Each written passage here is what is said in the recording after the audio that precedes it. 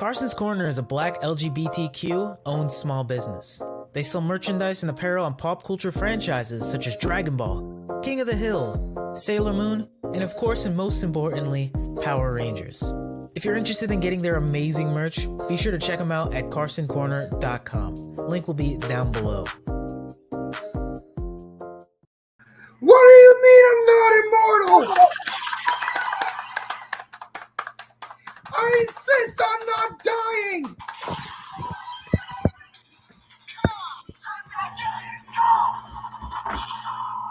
Okay, but for real though, that was really stupid. Like, really? Yeah, Really but stupid. freaking Vale, like, how do you not get that you're not immortal? Like, seriously. Like it's like that scene from Hellsing where it's like so we're all getting immortality once Alucard's dead, right? Yep. So that's what Alhamba promises. Yeah, you know what? You might be getting immortal, but I'm getting double immortality. Yeah, well, I'm getting quadruple immortality. Take that. And then they all die. Like, that's what Vale reminded me of in that scene. I can't. Okay. So you guys are wondering what we're talking about. We are talking about Kamen Rider Revice, episode 41.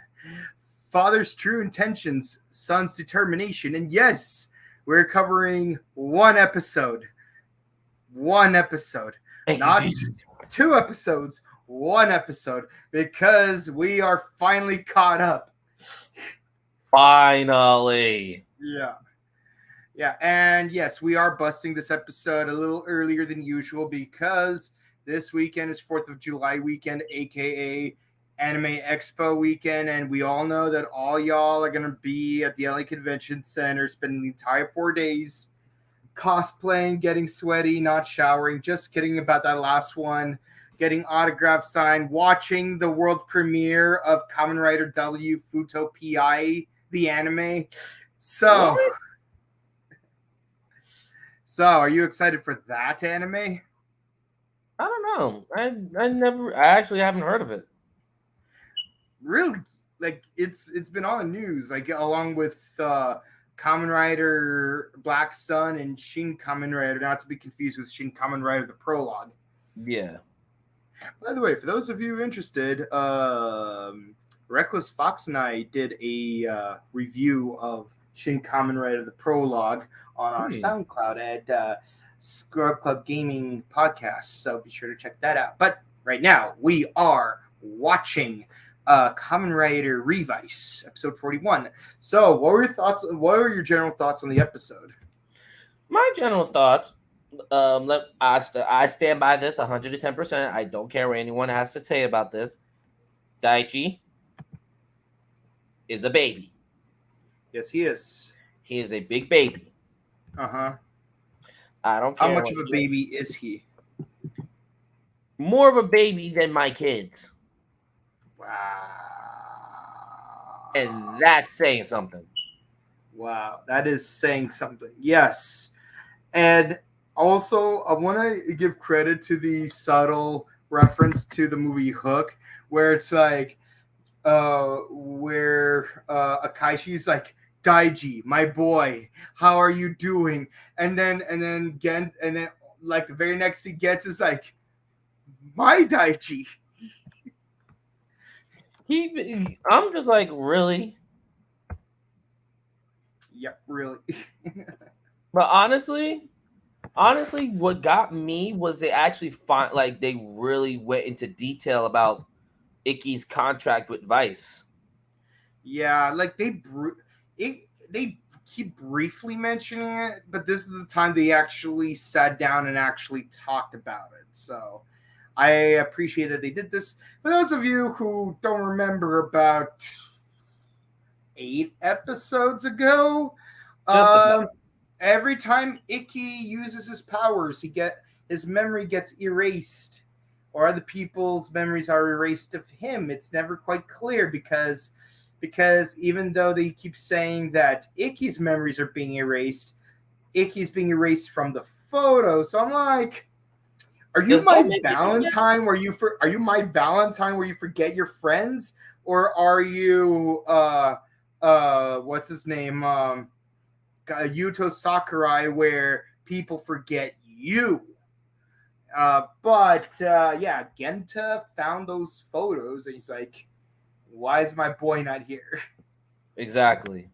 Heck, like you don't even have to use My Valentine as an example. You could also use Hermione Granger as an example, where like if you've ever seen Deathly Hallows Part 1, when she uses the Obliviate spell on her parents, like she disappears from the photos, but that's just it. She disappears from the photos, not her parents. So what's going on there? Exactly. I don't know. I feel like you're trying to do something clever here, Toei, but at the same time, your execution makes Not no so bad. sense. Nevertheless, yes, every time you make a deal with the devil, you have to pay some kind of price to receive your prize. Mm-hmm. So for Genta, yes, like he's slowly dying in order to use Veil's powers, and Ikki's slowly losing his memories to use Vice's powers. My Speaking of question that, is what for Daichi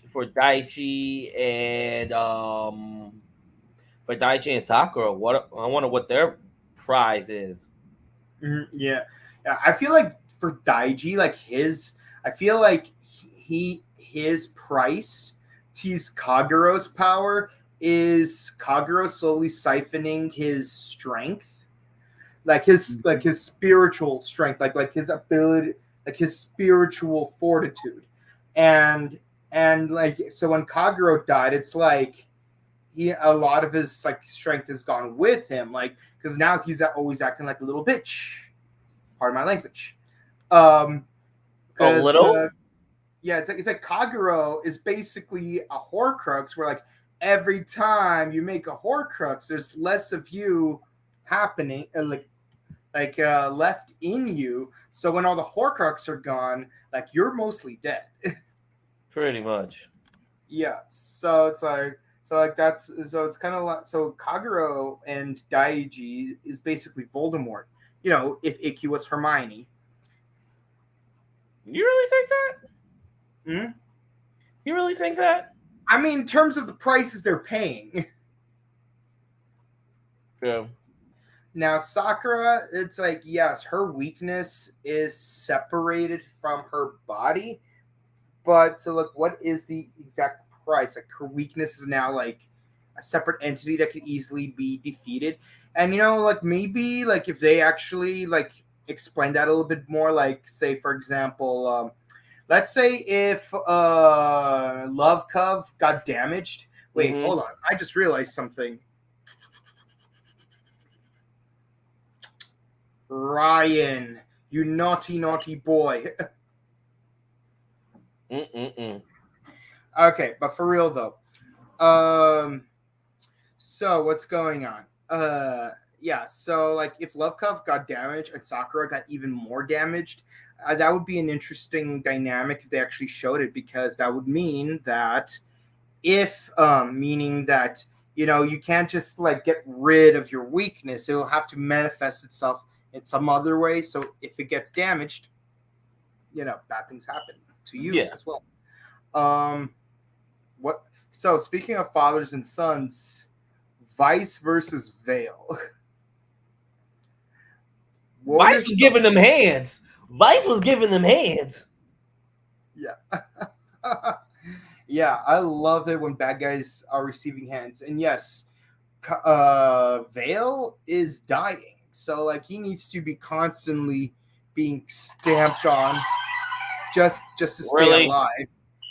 And you see how nuts people go. Like he's like freaking Akaishi's like busting a bunch of them onto his body. I'm like, this reminds me of that one orderly from what's it called, Batman Beyond. Mm-hmm. Remember that orderly that was taking care of Bane? Yeah. Yeah, he's like oh god. Yeah. Now, actually, okay, credit. Okay, like not to go off on a tangent, but I'm totally gonna go off on a tangent. Batman Beyond, like when they bring back legacy villains, or at least like newer versions, or like the new generation versions of legacy villains, they did a damn good job like keeping them fresh. They did. Yeah, so like that's really cool. Like I like how like freaking like the whole Bane thing, he's basically like a vegetable, and his orderly's the new Bane. Mm-hmm. And he's using slappers instead of like that whole like hydraulic pump thing. But yeah, so Vale is dying, and I think next episode he's gonna completely die. We'll see. Yeah. Now we noticed that Akaishi, like him calling Daiji his family, is all a scam. So let me ask you this. No, really? I mean, I knew it was a scam, and I'm pretty sure Icky knows it's a scam. But you know who doesn't know it's a scam? Daichi. Exactly. Daichi. Oh. Daiji is literally Jack from Hook, where it's like yes, my Daiji. Daichi, you need therapy. Yes, he does. A lot of therapy, my friend.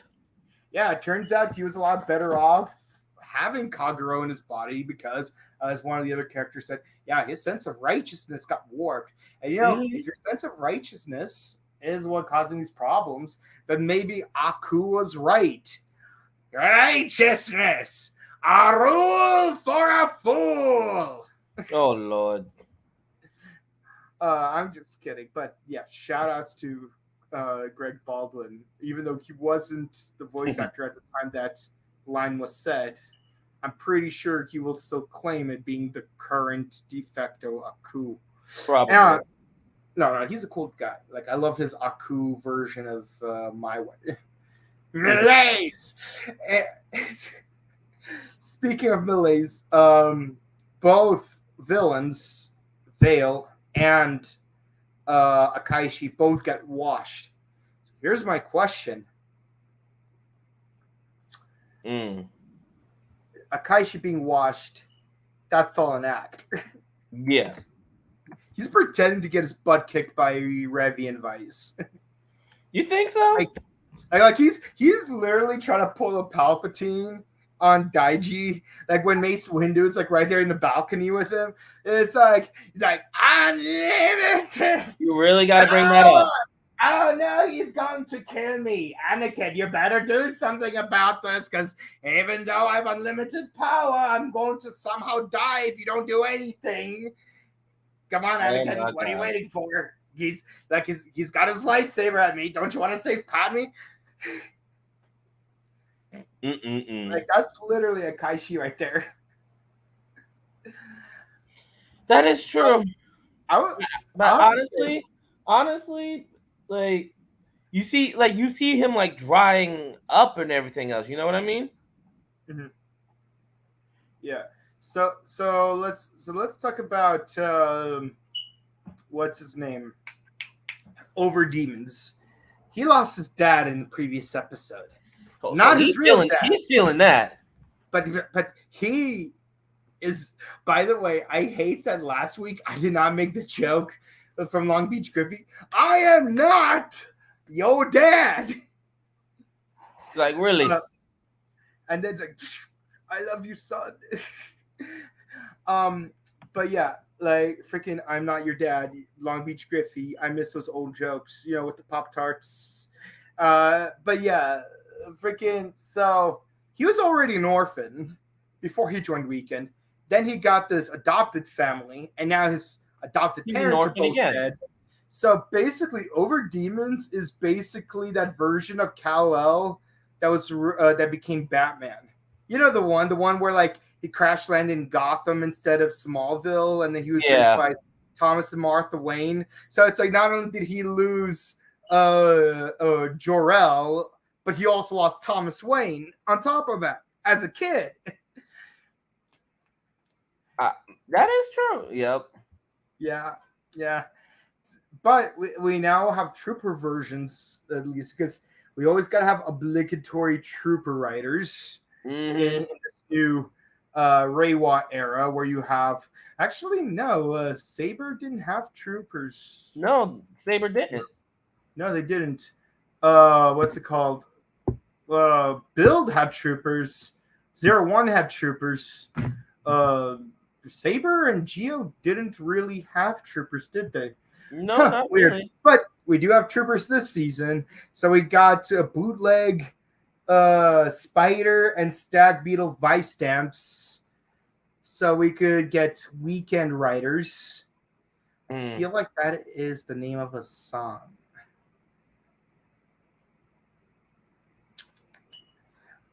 What's up? Honestly, my favorite, and it honestly, this was my favorite episode because it left it on a cliffhanger. Yes. The old dude, the masked dude, he's about to die, but he's not gonna go out without a fight. Triceratops. Exactly. Yeah, I just realized. Deno, Fies, O's. No, wait, not O's. Let's see, which one's Triceratops? Okay, so with Deno, Fies, and Agito. Do you know what you got? Oh, and then one more, and then Revice. You know what we end up getting?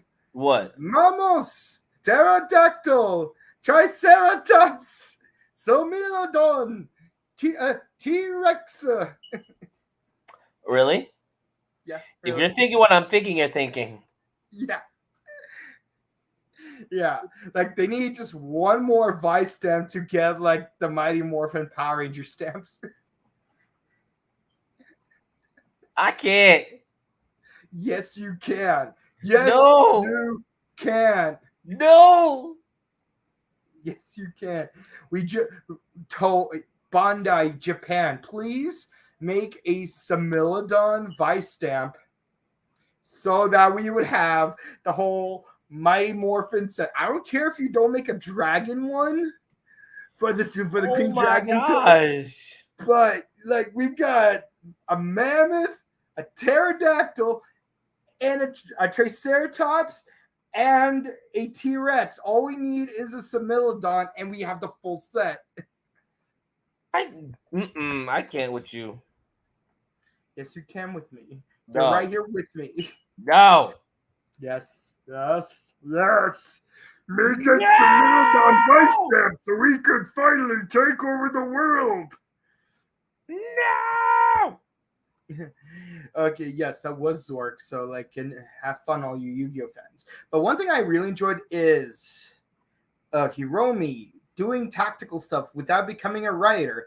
And one thing we do see happen is he saves a family, and they said something that makes us really upset. Yeah, it's clearly not safe here. We got to go to Ararat. I'm like, no, this is exactly what Kaishi wanted. He wants to make them unsafe. Of course, they're safer in Ararat. There's no way, like, the creator of Ararat would ever attack that place. Exactly. It's literally like the plot from Jurassic Park 6, where it's like, oh yeah, conveniently the only farms that are not being attacked by the giant grasshoppers is the ones owned by the people who made the giant grasshoppers. I wonder if there's a parallel here going on. I wonder. Very interesting. So, any predictions for next episode besides the fact that Vale's probably going to die here? I don't know. Honestly, I think that Iki's dad might get into the fight. All right. Well, again, for me, this is going to be Vale's final episode, probably. Most likely. Yeah, and if it's not his last episode, it'll be his second to last episode because he's dying. Gent is going into battle. There's no other way we could put it. And hopefully Daiji will finally stop being an idiot. That's never going to happen. Yeah. Yeah, but it'd be funny if, like, after all is said and done, Daiji finally comes back to the family. He's like, Dad, I'm sorry I rejected you for Akashi. Can you ever forgive me? And then Gantz is gonna be like out of nowhere, completely out of character. It's gonna be like, I am not your dad. I I am would have went not like I would be like, your dad. oh, Like, because let's be honest, Daiji is burning his bridges right here. I'm sorry. I don't care. I don't care if he goes back or not. Daichi's still a bit. BIPC. I can't say it. Okay, well, let's go back to basics. Likes, dislikes, score out of 10. Well, honestly, there was nothing I didn't like about it except, like I said, Daichi being a baby. So I give it a 9 out of 10. Wow, yeah, okay, yeah, this episode's all right. It's not perfect, but it it's still showing some improvement from the last 20 episodes. Mm-hmm. So I guess I'll give it a 9 out of 10. So yep, no. So I guess we're both giving it a 9 out of 10 then. Yep. Yay! It's unanimous. Ha ha ha. Yeah. Finally, we agree on a score. Okay, let's see what the comments have to say. Okay, Gabutira Torin is asking, "What's up, guys? Not much. Fried chicken and Kool-Aid. Trying to beat the heat with a Digi Beat. Do you remember that Fox Kids bumper for Digimon? This was right between seasons 1 and 2. Gotta beat the heat with the Digi Beat. No, please don't remind me. The heat with the Digi Beat. I mean, given what's going on in what's called Dawn Brothers, it would be appropriate if I use that song on the Sentai Still haven't Heroes. watched Dawn Brothers. You should. It's fun. What is your favorite Nintendo game? My favorite games are the Star Fox games. Let me think. So let me put your question back up. Let's see. Favorite Nintendo game? I've always been a Pokemon fan, so it's the Pokemon games for me. Actually, I got you right here.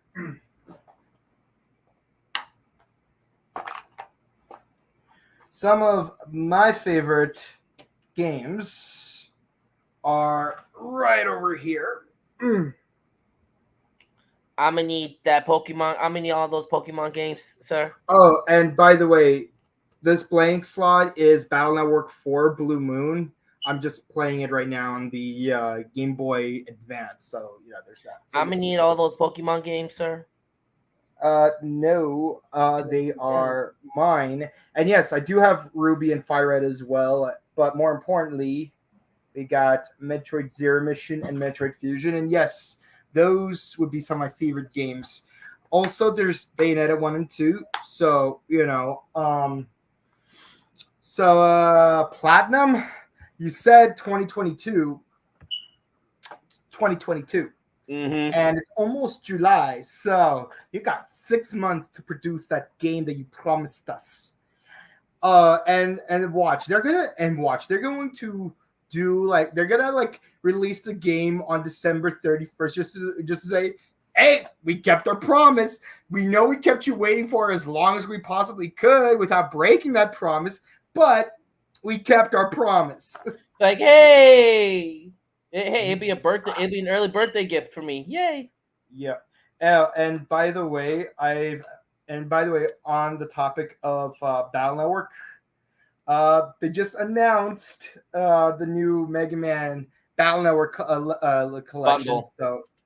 So I'm definitely going to be getting my hands on this. It includes Battle Networks 1 and 2, which, let's be honest, if you're going to get them on a Game Boy, expect to pay an arm and a leg for them. Mm-hmm. And more importantly, we are getting, Battle Networks 3 through 6, you're getting both versions. So that's like 10 in 1, even though it's actually 6 in 1. Wow. Yeah. Okay. So Bayonetta, Mega Man Battle Network, Metroid. Yeah, so I got plenty of Nintendo games I'm a huge fan of. And yes, I'm playing Sonic Heroes right now. So, okay, wow, so many hook references. Yep. Thank you, Triple OXYZ. Yes, I made a lot of hook references. I feel like this is going to be a running theme where like I'm going to make an obscene amount of references to like one very specific thing each episode. Do it. Yeah. Yes. And, given what's going on with the Buttery show, I figured this would be a nice change of pace by changing the background a little bit. So, yeah. Oh, which reminds me. If you want to see our content, be sure to follow, like, and subscribe to the Morphin Network. And on Facebook, Instagram, Twitter, where you can catch all of our content. Rider Time Podcast, obviously. We're caught up and we're good to go. Next week, we're doing episode 42. You could watch Sentai Hero Special, where Clement and I are going to do a wrap-up on Zenkaiger and get started on Dawn Brothers. And, of course, Power Rangers, not Beast Morphers, Dino Fury. Get it right. Yes, Dino Fury, where we're going to cover episode 10 later this or next week. And we're also going to have a discussion about Cosmic Fury. So be sure to stick around for that. And, of course, you could watch some of our interviews. Coming tomorrow, we do have an interview with Chris Kamen Lee, as well as DJ Rivers. So be sure to check that out. Yes, tomorrow. I named my son after his character in Power Rangers. Yes, I did. Be sure to write that down in the comment section during the live session. And, of course, follow our sister show, The Buttery Show, because some of our castmates just did a discussion on Lilo and Stitch. And this gentleman next to me did The Iron Giant, and I'm a little upset that I wasn't invited because you know how much I love The Iron Giant, you jerk. Just kidding. And of course, you could follow me on Instagram at Boken_Kabuto. You can follow me on Twitch at twitch.tv/BokenKabuto, where I have already started playing Sonic Heroes, and I'm going to start playing the Jedi Fallen Order. I'm going to try to get Fallen Order to work tonight. If not, then I'm just going to continue playing Sonic Heroes today. And yes, I am going to start in about 10 minutes, so be sure to check that out. And you can catch me on Instagram at RedRanger2134. And with all that said, guys, this has been Kamen Rider Revice episode 41. Father's True Intentions, Son's Determination. We're back, baby. We're at episode 1543 out of 1543. So we're good to go. Until then, see you guys next time. Bye-bye. Love, peace, and chicken grease, everyone.